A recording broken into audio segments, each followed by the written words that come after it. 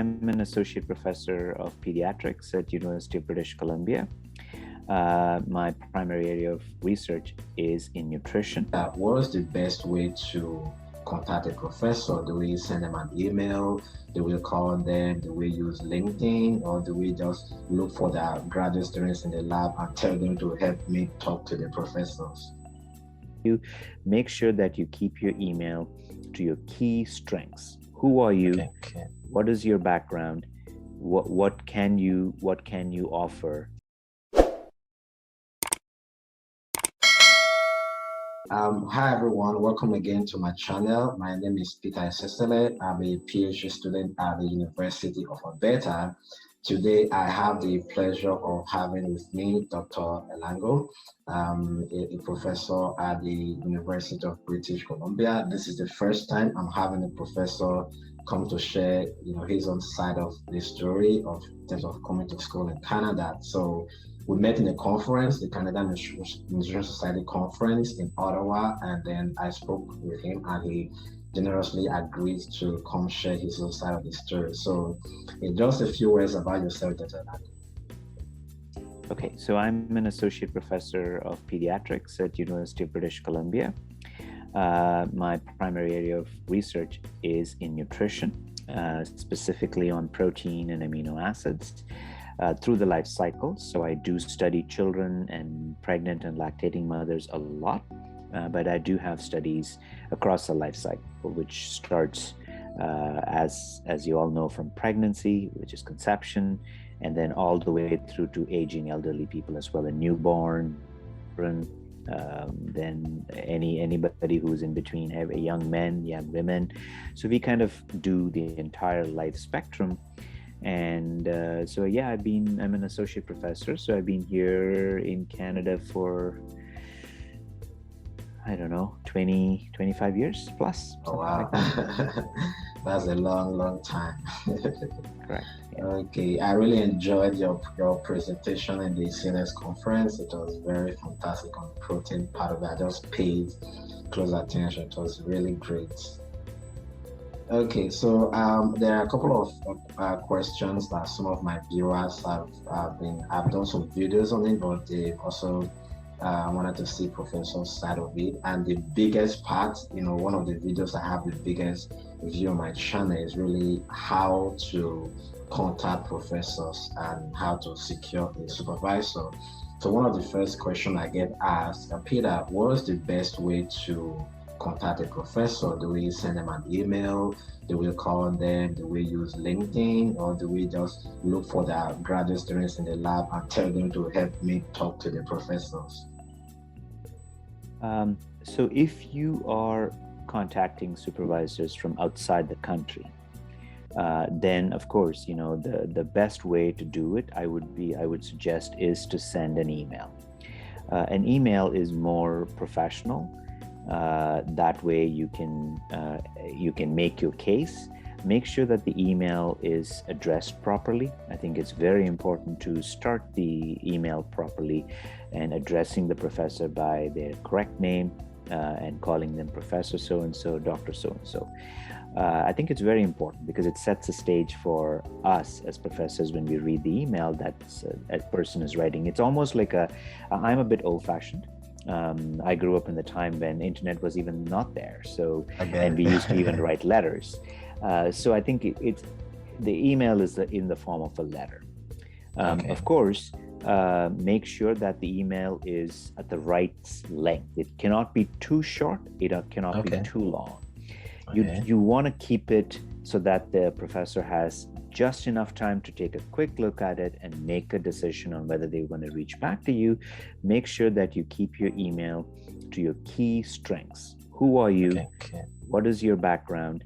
What can you offer for science in general?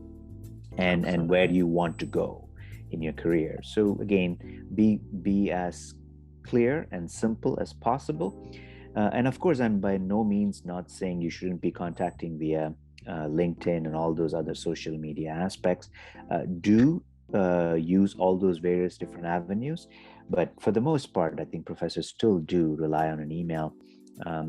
And you don't need to, you can attach a resume or a CV, Okay. because a lot Okay. of people do look at it.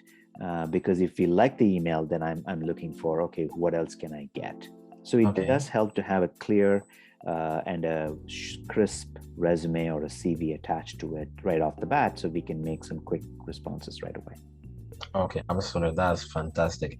And then you mentioned about contents of email. So someone also asked me, can I just maybe, the way you send like a resume to recruiters, can you just do it in form of a cover letter, or just, like you mentioned, just put it in the body of the email instead of attaching the email as a cover letter? Do you have preference for that? Yeah, I think in today's world, I think there is a lot of concern about opening documents. So I would suggest that whatever you need to say, put it right in the email. Okay. And if you want to attach a detailed cover letter, please do so. But make sure that the email is your front main content delivery, because opening the email itself, we all usually tend to have a bit of apprehension. So right away off the bat, Absolutely. you can see what we can see, and if you're interested, we will then open the attachments. Absolutely, absolutely. And then do you kind of also pay preference to looking at their transcript right away when you look at their email and their CV? Yeah, I mean, it really depends on if it is a strong candidate, or Okay. I should say a candidate who can actually fit in with the work that I'm doing. Then the transcript comes second. So I look at the Okay. CV first, or the resume first, and then I do. I mean, of course, it's not a make or a break deal. You can always make a note in your email saying that I can attach a copy of the transcripts if you are interested, and that way Okay. I know that you can give it to me if I'm interested in it. Absolutely.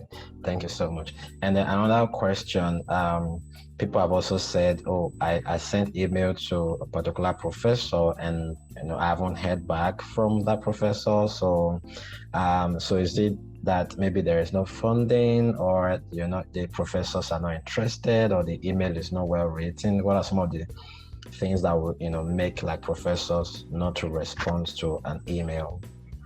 Yeah, all of what you just mentioned could Oh, be a okay. reason. So keep in mind that at least in Canada, and this probably applies to the United States and perhaps a few European countries as well, a lot of us who have a research lab are restricted by the amount of funding that we have Okay. at that moment. That might change from month to month, from year to year. And based on funding is how we can even accept students. It might be the best student in the world, but we may not have the funding to accept them. So that could be one of the reasons. Some professors do respond back saying that I'm not taking any students this year. But also keep in mind that you are not the only student requesting a position.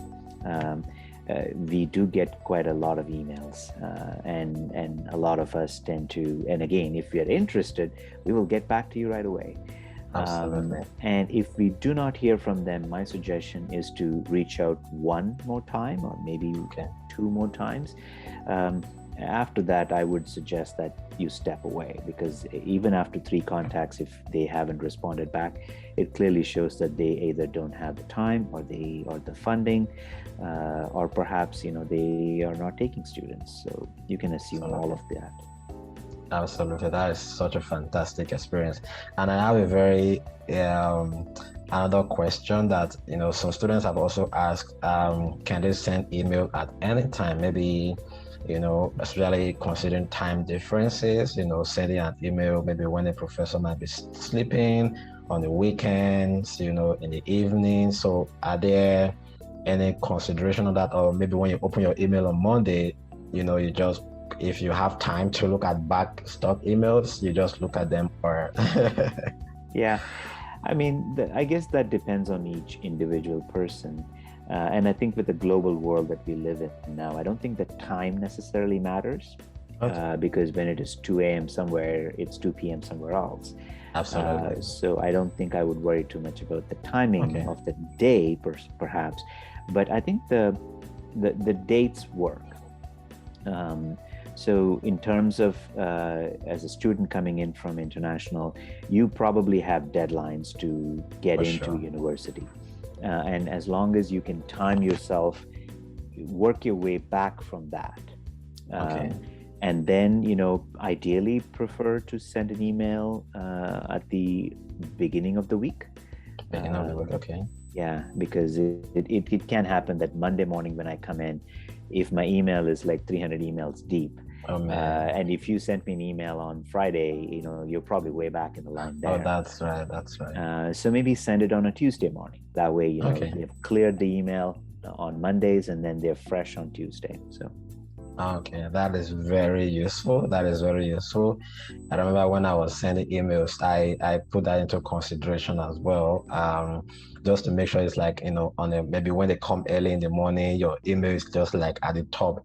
So that way you easily found and discover. So one of the last questions, some have also mentioned that when they look at, sometimes maybe when they want to describe like the professor's research area, maybe they want to include like recent, publications. And like sometimes I know people really find it difficult to know, is this like a just side project that the professor just did like a little collaboration on, or this is like a main project that still have like prospects to kind of continue in the lab. So are there, any preference, or if a student say they're interested in your recent publication and it's like a far maybe just like a little collaboration that you did, so are there any consideration or advice on that? Yeah, I think that really depends on a case-by-case basis. Sometimes faculty have a clear stream of research, which might all be in the same direction. And if it happened to be something that you're interested in, then of course make a comment about it. But my general suggestion in health sciences is be a little bit more open. When you write the email, don't tell me that you're interested only in this. Okay. I have I have an interest in this, Okay. because you never know. They might even be writing a grant at that moment for something which is Okay. completely different from what Different. you're Oh, interested in, but they might be able to take students on that front. And you as an international student can then be exposed to that new area, and maybe you might find that exciting too, right? So leave yourself a little bit more room. Don't be so specific. The fact that you read one of their recent papers is good to know, but it's not like we are going to be hugely convinced by you reading one of our papers, right? okay. So the overall area you can mention, but also keep yourself a little bit more open to new avenues. Okay, that is such a fantastic response. So, just a very one last question about this. So, in terms of experience, so some have also reached out to me that they are applying for masters, they don't have any publication or like core research experience apart from their undergraduate research. And then some people that are also coming for PhD, probably they did like a course-based masters, and maybe they don't have the chance of getting a publication. So, how do you kind of put those into consideration in terms of their required skills? Yeah, I think, everybody likes to see somebody who has a bit of experience for sure. So my suggestion is if you do have a research-based master's under you already, make sure you comment on that. Make sure that you describe the work in brief sentences and the methods that you learned from that and the techniques that you might be able to work on that. I think it does help, because that tells us that you learned something from your master's and you want to move on using those skills. If you're applying for a master's, and of course you wouldn't have that much experience, but if you have been as a volunteer in some laboratory with some exposure to methods, then make a comment about that. I think speaking about yourself, you are the best advocate for yourself. Absolutely. So make sure you talk about what skills you have, so that the professor is not imagining anything, but rather seeing, oh, this person has X, Y, and Z, and leave it at that. again, you may end up using those methods in the new lab, or you may not. But having Okay. that experience is just a fact, and just leave it at that. Absolutely, absolutely. Thank you so much for really helping to address this first part of the conversation. Really appreciate the time that you've taken to talk about tips on how to get supervisors and approach professors. So I believe this is going to be very helpful to my audience. So I wish them all the best in looking for prospective supervisor.